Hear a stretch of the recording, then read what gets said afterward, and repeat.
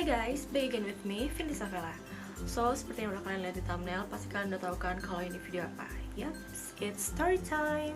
Jadi karena banyak banget yang nanyain aku di Instagram kenapa aku bisa masuk rumah sakit, terus banyak juga pertanyaan-pertanyaan lainnya. Jadi aku mau jawabin di sini aja. Karena kalau misalkan di Instagram kayak terlalu panjang, jadi aku mau bikin di sini aja supaya bisa lebih panjang dan gak kepotong-potong. Tapi sebelum mulai, aku pengen unboxing sebuah paket dulu karena ini emang sebuah paket yang udah aku tungguin banget dari sebelum aku masuk rumah sakit, yaitu paket dari Scarlett Whitening X Twice.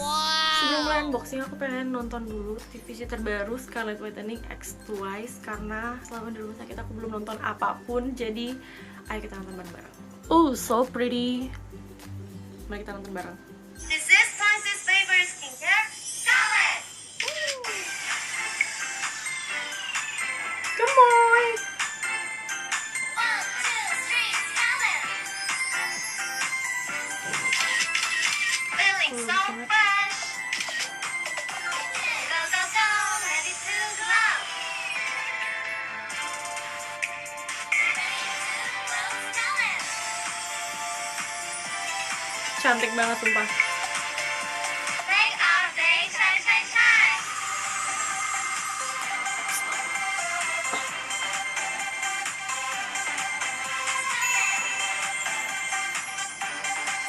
Sumpah ini bagus banget dan lucu parah. Gemes banget. Let's rise together. With Scarlett Power. Scarlett, reveal your beauty. Scarlett. Gila, ini sih TVC-nya udah kayak brand skincare luar negeri banget asli. Jujur aku sangat bangga banget sama Scarlett Whitening. Kayak aku ngerasa Scarlett itu udah kayak setara sama brand-brand luar banget. Oke, nggak usah pakai lama lagi. Sekarang aku mau langsung unboxing paketnya. Ini dia paketnya. Ini gemes banget ya sih, Scarlett X Twice. Ini warnanya pink karena aku belinya yang Brightly Ever After Limited Edition. Iya, bener banget, ini tuh limited edition guys. Aku tuh seneng banget kalau beli barang tuh yang eksklusif dan limited edition. Soalnya aku ngerasa kayak jadi orang yang paling beruntung dan spesial karena bisa punya barang yang limited gitu. Oke guys, ready? Kita buka ya dari sini.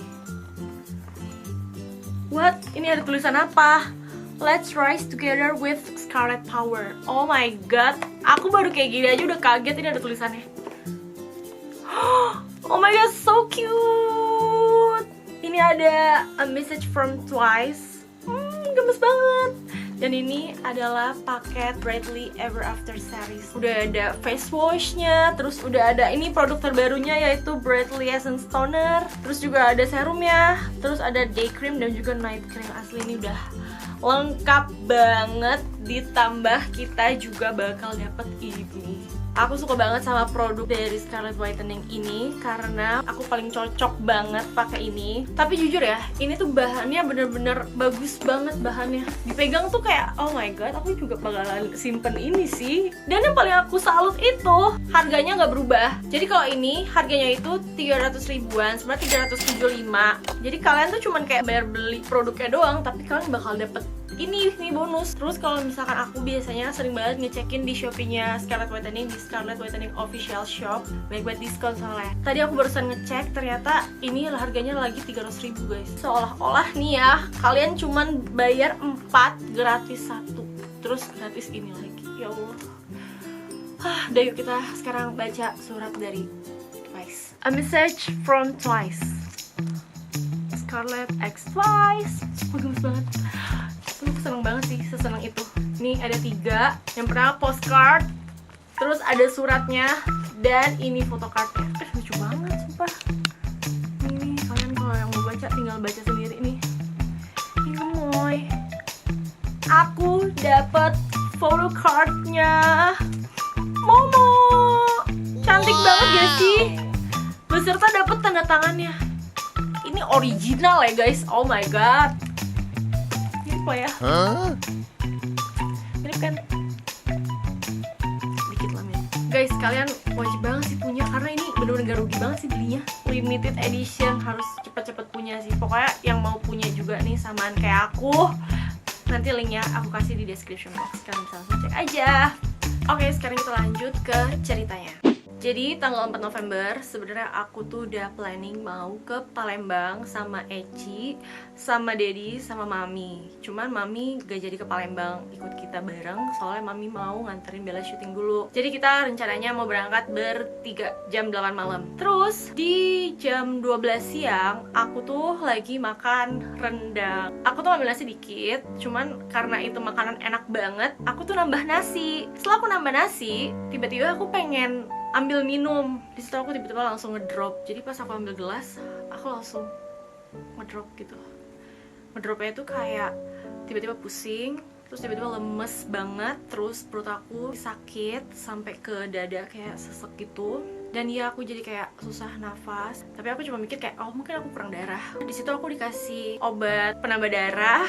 Tapi habis itu aku mual-mual. Aku mual-mual sampai aku muntah-muntah. Setelah dikasih obat penambah darah, obat pusing, teh manis, of course. Kalau orang Indonesia pasti kalau misalkan sakit dikasih teh manis. Aku istirahat kan, aku tidur beberapa jam. Setelah aku tidur, aku juga masih nggak ngerasa tubuh aku fit lagi gitu loh. Masih ngerasa ngedown gitu. Abis maghrib gitu disuruh makan malam, cuman aku kayak belum nafsu gitu, masih mual-mual, masih mau muntah-muntah banget. Aku ngeliat makanan tuh, even itu cuman kayak bubur, tapi aku kayak mual banget. Aku muntah-muntah lagi, sampai ya aku bingung mau muntahin apa karena udah gak ada isinya. Pas Isya tuh, aku ngerasa super sakit banget. Kenapa? Aku mual-mual lagi, pusing lagi, lemes lagi, dan lemesnya tuh di level yang aku ngerasa super lemes banget. Sesek nafasnya tuh udah super sesek banget. Terus juga aku anaknya panikan kan, jadi kalau misalkan panik tambah sesek, ya luar biasa lah pokoknya. Sampai di fase yang tangan aku kanan sama kiri itu semutan hebat. Gak ngerti itu semutannya kenapa. Kalau ada yang dokter atau bisa ngejelasin, tolong kalian komen di bawah, karena aku juga gak ngerti dan aku juga lupa nanya. Abis itu semutan tangan naik sampai ke muka. Bibir itu tuh kayak ngerasa kayak gini. Tambah panik, kaki aku dingin. Aku tipikal yang kalau emang aku kuat ya udah aku nggak mau dibawa ke rumah sakit. Kenapa? Karena aku fobia rumah sakit. Aku takut rumah sakit, aku takut disuntik dan lain-lain. Pokoknya kalau misalkan dibawa ke rumah sakit tuh kayak udah pilihan terakhir banget. Dan aku belum pernah juga sih masuk rumah sakit kan. Jadi yang kemarin itu first time banget dengan segala kefobiaan aku. Jadi kayak aku harus berani karena aku udah bingung aku harus gimana. Aku kayak udah nggak bisa handle myself gitu. Ya udah akhirnya aku dibawa ke rumah sakit. Terus sampai di IGD aku diinfus. Jujurnya aku juga takut diinfus karena aku belum pernah. Jadi everything tuh sebenarnya aku takut, tapi kayak ya mau gimana lagi, ya udahlah aku harus face the fear gitu. BTW kalian ada gak sih yang fobia rumah sakit kayak aku? Coba kalau kalian punya cerita juga kalian bisa komen di kolom komentar. Kita di sini videonya sharing-sharing aja. Terus akhirnya aku nginap di rumah sakit selama 1 minggu. Jadi nelfon aku, bentar ya. Halo? Sebenarnya aku udah boleh pulang di hari ke-4, cuman karena ada beberapa diagnosa, jadi aku harus berkonsultasi sama beberapa dokter gitu. Di hari pertama aku shock banget, terus aku sampai ngedown banget karena diagnosa itu. Karena aku nggak pernah didiagnosa, terus didiagnosanya yang lumayan mengejutkan gitu. Cuman ini aku juga masih menunggu dan semoga aja gak ada apa-apa. Amin, ya doain ya. Sejujurnya setiap ditanya sama orang sakit apa, karena orang tuh kebanyakan aku nggak ngerti kenapa ya. Ini kayak apa ya, masukan aja sih dan pelajaran juga buat aku. Menurut aku kalau misalkan kalian ngeliat orang lagi sakit atau orang kena musibah, lebih baik kalian tuh doain aja gitu daripada nanya-nanya gitu. Lebih egois dengan kekepoan kita, nanya harus tahu banget dia itu kenapa, terus dia itu sakit apa. Karena juga kadang orang nggak mau cerita dia sakit apa atau dia kena musibah apa, mungkin karena privacy atau mungkin karena ya satu dan lain hal gitu. Jadi menurut aku daripada kita kepo, lebih baik kita ngedoain aja sih. Mulai sekarang aku bakal kayak gitu sih, karena di saat itu aku ditanya kayak sakit apa tuh jujur aja aku kayak ngerasa tertekan ditanyanya itu loh. Ya tunggu waktunya aja sampai mereka mau cerita, intinya gitu sih. Terus di hari kedua itu aku jadi sering banget mimisan, entah aku nggak ngerti kenapa, cuman emang aku dari kecil suka mimisan kalau kena panas gitu-gitu, stres dan lain-lain. Tapi untungnya alhamdulillah nggak ada apa-apa. Ini pertama kali aku masuk rumah sakit, tapi aku kayak udah konsul ke terlalu banyak dokter sih. Cuman ya gak apa-apa lah, ada bagusnya, jadi kayak aku bisa tahu kesehatan aku seperti apa. Permasalahan aku itu adalah sakit lambung. Kenapa aku sakit lambung? Karena aku kayaknya lifestyle-nya kurang sehat aja. Nah, kalau misalkan kalian ada yang ngerasa lifestyle kita sama nih, lebih baik diubah dari sekarang sebelum sakit. Kalau kata dokter itu tuh namanya GERD. Aku juga nggak tahu sih GERD itu apa, bisa searching aja kalian GERD itu apa. Intinya GERD itu kayak asam lambung. Ketika kalian makan tuh ngunyahnya nggak perfect, terus kalian terlalu banyak minum kopi, terus kalian juga makan terlalu banyak santan, gulai, rempah, coklat, minuman-minuman manis, bahkan teh keseringan, itu juga bisa bikin kalian GERD gitu. Dan sedangkan aku suka banget lah minum kopi, minum yang manis-manis, minum teh, makan makanan di rumah juga kan kayak banyak rempahnya, gulai dan lain-lain, ya emang karena enak. Dan yang paling penting tuh kayak kalian kurang minum air putih sih. Sebenarnya aku udah lumayan nambahin kadar air putih aku, cuman ternyata akankah lebih baik kalau kita itu minumnya tuh air hangat, supaya di dalam perut kita tuh kayak nggak banyak gasnya gitu loh. Jadi kalau kalian lebih sering minum air dingin, kurang-kurangin, ganti kayak hangat. Terus juga aku sempat bilang kalau aku ada operasi kecil. Kenapa aku operasi kecil? Itu karena di kulit aku, tepatnya di punggung sini, kayak ada sesuatu hal yang mesti diangkat supaya bisa diteliti itu apa. Jadi makanya aku dia operasi kecil. Kalian bisa bayangin gak sih? Jadi aku yang fobia rumah sakit, fobia sama lala-lilian rumah sakit, fobia sama suntikan dan lain-lain. Terus pertama kali masuk rumah sakit langsung masuk ke ruang operasi itu kayak susah dijelasin. Tapi mindset aku waktu itu cuman kalau misalkan aku nggak buang itu sekarang, pasti kan bakalan kesini lagi, terus bakalan ngelakuin hal yang sama. Jadi daripada ditunda-tunda, mendingan kayak yaudah face the fear gitu. Jadi aku selama di sana tuh aku berkonsultasi dengan beberapa dokter, yaitu dokter penyakit dalam, dokter paru, dokter THT, dokter kulit gitu. Jadi yang bikin aku lama di rumah sakit tuh karena ya aku harus nunggu konsultasi ke beberapa dokter itu, makanya aku lama di rumah sakit gitu. Kayaknya aku bisa ceritain tentang rumah sakit segitu aja. Sekarang aku bakal jawabin pertanyaan dari seseorang yang nanya ke aku di Instagram. Sebuah pertanyaan yang pas aku baca tuh kayaknya ya seolah-olah tuh kayak aku tuh anak yang tidak diperhatikan gitu. Pertanyaannya itu adalah, kenapa pas sakit itu gak dijengukin sama keluarga dan keluarganya malah sibuk masing-masing gitu. Yang kedua itu, kenapa keluarganya gak ada yang ngepost tentang sakit-sakit gitu loh, kayak ala-ala GWS gitu-gitu. Jadi karena RS aku tuh progresnya oke banget, terus yang nunggu tuh cuma boleh 1 orang yang nungguin, dan itu wajib di swab dulu. Juga nggak boleh dijengukin, there's no jam besuk, kecuali cuma kayak nganter-nganter barang gitu doang. Jadi kalau kalian lihat jarang, bukan karena enggak, tapi enggak bisa gitu. Tapi aku selalu dipantau sama keluarga aku, selalu di video call setiap hari. Terus juga kalau misalkan ada dokter pasti banget ditelepon. Terus kayak orang tua aku ngobrol sama dokternya buat ditanya-tanyain, dan of course buat disemangatin. Aku juga di video call sama kakak aku. Terus juga ada aku ngechat aku kayak gitu. Terus juga karena aku ini tipikal yang panikan, aku tuh anxiety banget anaknya. Nah aku juga nggak mau kayak terlalu tegang gitu loh. Karena kalau misalkan kayak orang sakit ditreat kayak orang sakit gitu ya, aku tuh tipikal yang nggak bisa kayak gitu. Jadi kalau misalkan kayak aku sakit ditreat terlalu sakit, aku ngerasa makin sakit. Jadi ya emang udah jalanin aja hidup seperti biasa, banyakin berdoa aja, dan gak usah terlalu lebay gitu loh.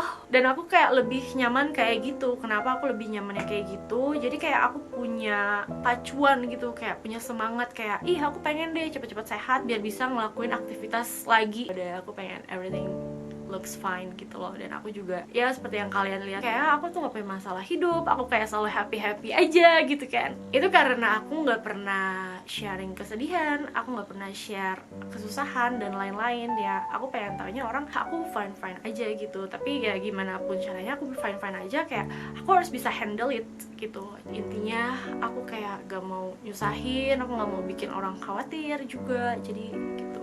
Gak semua yang kalian lihat di sosmed itu sesuai dengan opini kalian, spekulasi kalian gitu guys. Terakhirnya aku cuma mau doain buat kalian yang nonton video ini, semoga kalian selalu sehat dan selalu dalam lindungan Allah. Terus jaga kesehatan, karena jujur li kesehatan itu mahal banget. Kenapa aku bilang mahal banget? Lebih baik kalian mencegah daripada mengobati. Mungkin kalian udah sering banget denger lebih baik mencegah daripada mengobati. Kenapa aku bilang kesehatan itu mahal? Simply kayak gini, of course bayar rumah sakit dan lain-lain mahal. And yang bikin mahal lagi itu adalah ketika kalian sakit, terus yang tadinya kalian bisa makan pakai minyak 20.000, kalian harus pakai minyak yang 2 kali lipat. Intinya kayak gitu guys.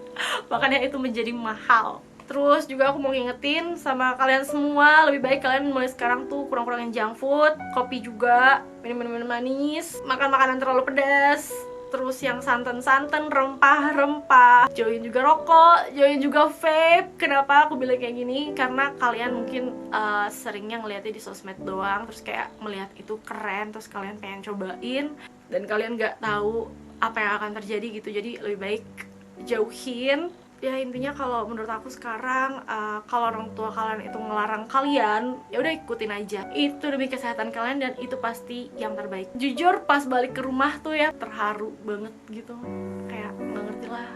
Dan selama di RS tuh kayak aku dapat banyak banget pelajaran berharga yang bikin aku kayak bisa jadi orang yang lebih baik.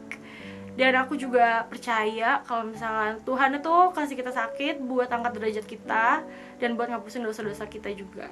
Intinya kalau kalian hari ini lagi sakit, jangan ngeluh, syukurin aja proses hidupnya dan banyak-banyak berdoa. Oke guys, kayaknya segitu dulu ceritanya, karena kalau diterusin nanti aku semakin bijak, nanti kalian terkejut. Oke, kayaknya ini video pertama aku yang agak serius, tapi ini aku serius banget ngingetin kalian buat jaga kesehatan, jaga diri baik-baik. Pokoknya jaga kesehatan sih, karena kesehatan itu penting dan kesehatan itu mahal banget. Kalau kalian sakit, kalian gak bisa cari duit, oke? Intinya itu. Oke guys, gitu dulu video kali ini. Semoga bermanfaat, semoga bisa menginspirasi juga. And yeah, stay healthy and see you in the next video. Bye!